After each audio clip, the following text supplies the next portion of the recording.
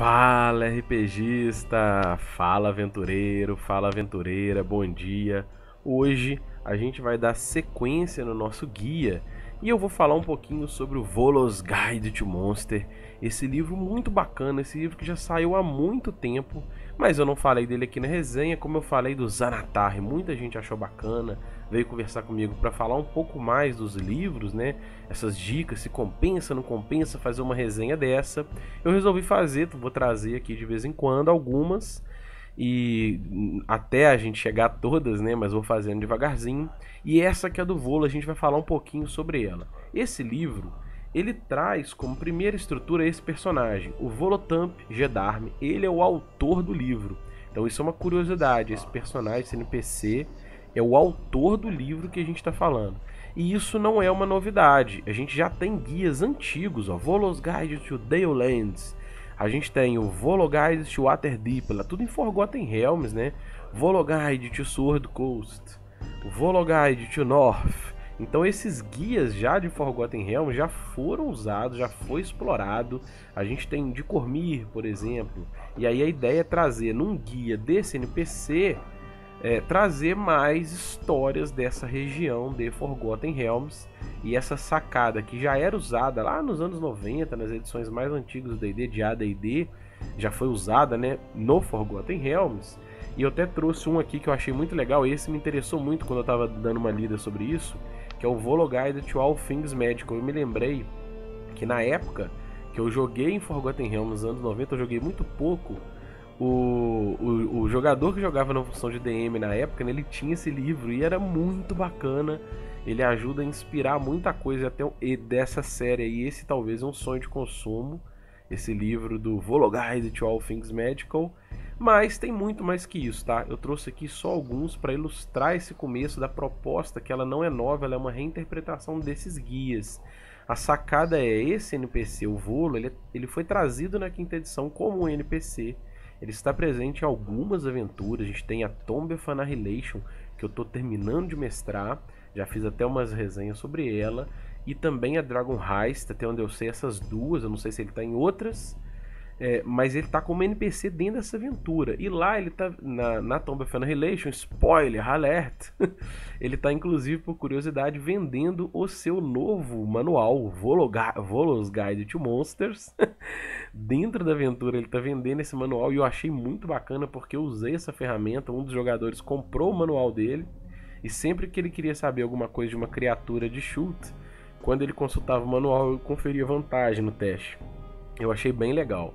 E a proposta na quinta edição é que esse livro, o Volos Guide to Monster, ele é escrito pelo Volo e tem como coautor o Elminster. Então tem várias notas do Elminster também no livro, isso eu achei muito legal. E são algumas curiosidades, né?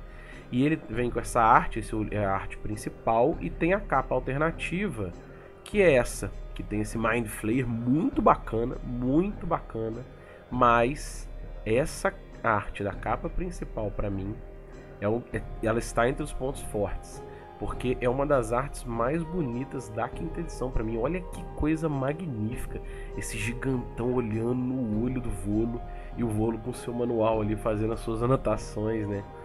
Eu acho isso fantástico, essa arte é muito foda. Para mim ela é ponto alto. Mas o que a gente pode pegar de ponto alto do livro, né? Quais são os pontos fortes? No capítulo 1 do livro, a gente tem um lore de várias criaturas diferentes, de Beholder, de Gigante, de Gnou, Goblinoides em geral, das bruxas, e na verdade a tradução na quinta edição vai ser Megera para Reg. Então a gente tem os Mind Flayers. Então se você como mestre, como DM, quer um suporte maior ao lore dessas criaturas, que enriquece mais do que traz só no livro dos monstros, no manual dos monstros, é uma ferramenta muito boa, enriquece muito o jogo. Eu usei pouco, vou contar. Eu já tenho esse livro há muitos anos, ele foi um dos primeiros que eu adquiri lá junto com a Trinca, logo que saiu. Mas eu usei ele pouco. Eu usei ele quando eu fui usar um Beholder numa aventura que eu estava mestrando. Eu queria estudar mais sobre o lar dos Beholders, o comportamento. E o livro traz esse XP. E usei mais recentemente para estudar o lore dos Yuan-Ti. Então usei pouco, mas é uma ferramenta que dá um suporte ao DM. No capítulo 2, ele traz novas raças para jogadores. Então você pode jogar com Acimarro, Firbolg, Goliath, Kenku, o Homem-Lagarto, né, o Povo Lagarto, Lizard Folk, o Tabaxi e o Triton. O Tabaxi que é muito usado também no Tomb of Annihilation. Então é uma alternativa de mais raças para os jogadores e o suporte de lore no capítulo 1 ao DM. Esses são os pontos fortes do livro. E ele tem alguns complementos. No capítulo 3 ele traz um bestiário, que dá um maior complemento ao Monster Manual para o DM. E ele tem 3 apêndices. Por curiosidade, eu até abri aqui de novo no livro, tô com ele aberto aqui do meu lado, para lembrar o que tem nesses apêndices. E eu acho isso completamente descartável, tá? Diga-se de passagem. Ele tem no apêndice A alguns animais sortidos, mas são 4 animais, cara.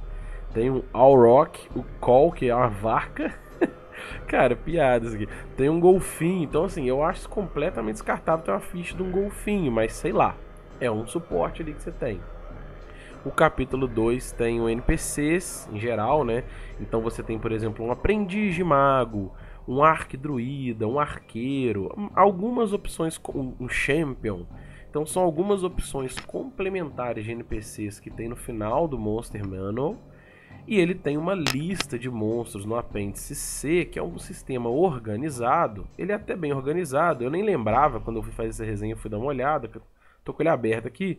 Ele é legal porque ele é organizado por Challenge Rate. Então você abre lá, eu quero um Challenge Rate 4. Aí ele tem a lista de todos os monstros que ele tem no livro de Challenge Rate 4. Isso é legal, ok, é um sistema organizado. Mas de uma forma geral, eu acho que compensa você pensar em comprar ele se você coleciona a 5ª edição, que é o meu caso, eu estou tentando colecionar a 5ª edição, é uma corrida árdua, mas se você coleciona porque a arte é fantástica e ele traz um XP bacana. Se você como DM quer buscar aprofundar o nível de complexidade dessas criaturas, ele traz o lore dessas criaturas que eu listei ali, então isso é legal, né? Ele traz como funciona o lar dessas criaturas, como é que é a masmorra, como é que é a hierarquia, né, como é que funciona a hierarquia dentro dessa raça. Isso é muito bacana, realmente é um XP bacana. Se você busca mais variedade de criaturas oficiais, às vezes você tem preguiça de construir. Preguiça não, mas falta tempo também, né? De ficar usando o sistema de construção de criaturas NPCs do guia do mestre. E você quer usar uma criatura que você não tem, isso aumenta mais nossas opções de criaturas prontas oficiais, né? E também, como eu falei, ó, tem um guia de dungeon, moradia e mapas dessas criaturas, que é bacana, isso é um XP. Mas eu considero isso um bom suplemento. Eu considero o Volo um bom suplemento, mas eu considero ele secundário. Então, se você não é um colecionador e quer fazer um filtro do que é prioridade, eu não considero esse suplemento uma prioridade. Se você está na dúvida, por exemplo, o Zanatar é muito mais prioridade que esse. Eu fiz a resenha do Zanatar, vou deixar aqui o link. Eu acho ele muito mais importante para a 5ª edição, para o seu suplemento em prioridade em relação ao Volo, por exemplo, nos 2 comparativos. Então é isso, fica aí a minha resenha. Eu deixei aqui o comentário, eu acho bacana o livro do Volo, eu gostei, eu uso como XP, eu defendo a proposta de que tudo é XP, né? Então eu defendo o uso, mas se você quer fazer um filtro, ordem de prioridade, foi como esse amigo me perguntou, não, vai no Zanatar, o Volo é bacana, mas o Zanatar é muito mais relevante, vai aprofundar muito mais. É isso, um abraço e até o próximo guia.